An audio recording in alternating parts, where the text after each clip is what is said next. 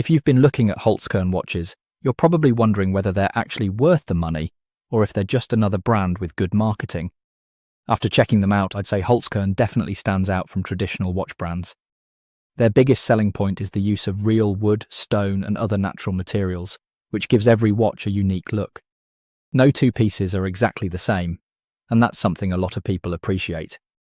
In terms of quality, the watches feel well made for their price range. Most models use reliable Japanese or Swiss movements, so you're getting dependable timekeeping rather than just an attractive design. They're also surprisingly lightweight and comfortable for everyday wear. That said, they're not perfect.